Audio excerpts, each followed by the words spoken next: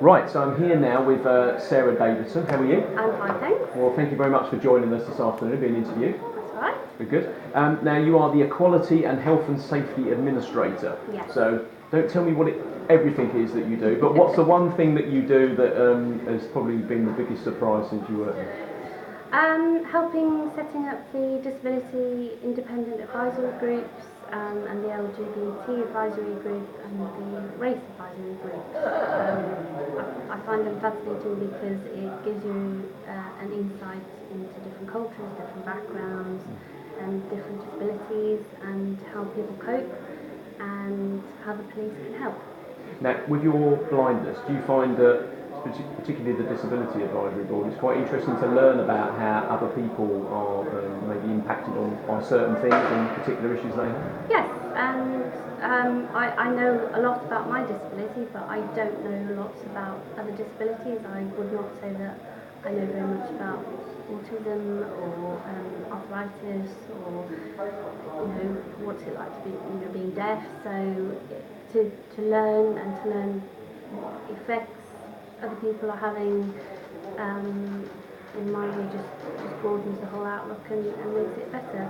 And it's also nice to talk to people who have a disability which puts them in a similar boat to you, in that you have to find various ways of getting around things, but different circumstances from it. Yeah. Now, you were saying when we were talking off camera that you've been doing this job for 9 years, is that Yes. right? Okay. But before that, you'd done a degree in psychology. Yes. That was interesting. Where did you go to university? Central Lancashire in Preston. Okay. And how did you find being there from with your disability? Was it a good place to go? Yes, it was. I previously come from the University of Stoke-on-Trent, which was not very good for me. Okay. They did not handle disability very well. But when I went to Preston, the psychology department were fantastic there. They asked me how they could adapt things, and they spoke to me, and they had a whole centre there set up for people with disabilities so that we could go and get the same opportunities as everybody else. Now, you said that also when you graduated, it took you 4 years to find a job. I mean, Yes. what's the main thing that you remember about that period? Very difficult. I think I came out and I wanted to get a job in order to carry on and become a clinical psychologist, but I needed to get money behind to fund that, and I couldn't get people to see past the disability, and they could only foresee problems within the teams, having somebody come in with a disability, and also the money that they would have to pay to get equipment in for me. They didn't understand that there was access to work out there who would fund part of the money for getting the equipment. They assumed rather than asked what I could do and how they needed to help me. And they were just uncomfortable because they saw the disability, they didn't see the person. I did end up going for a taste today with a clinical psychology department in Leicester, and that was done through Breaking the Barriers charity, which I don't think exists anymore. Right, okay, so one of those things for funding and stuff. Yeah. And they were fantastic. They got me in, and the person, I don't remember his full name, but Panos, he did the clinical psychology, and he got me speaking to clinical psychologists.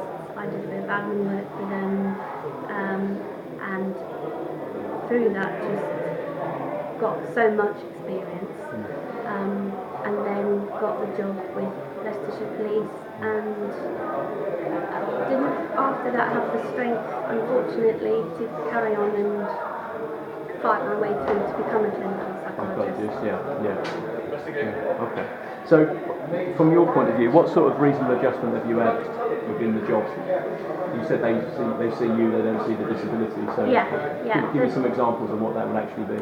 Well, my current manager, Lynn Woodward, she is fantastic. She asks me what I need and how she can support me in doing the job.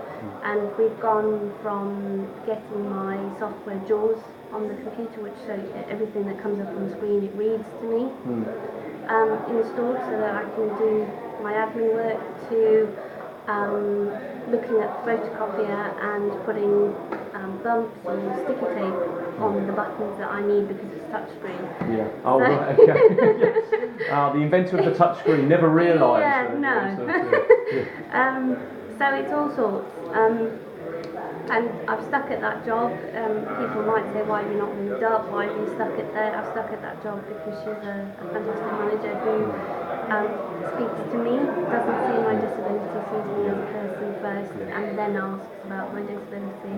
And I've got a fantastic team to work for, so it's good.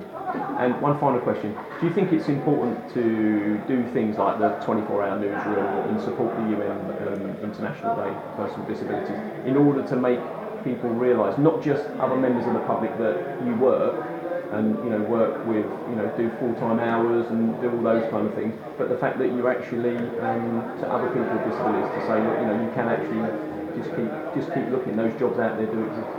I think it's very important. I think it's like, for me, trying to get a job for 4 years, I was nearly at the point of giving up and just living on benefits, and fortunately I didn't. So I think it's important for other people with disabilities to realise that sometimes it's good to have that fight, and it's good to show people that you can do things.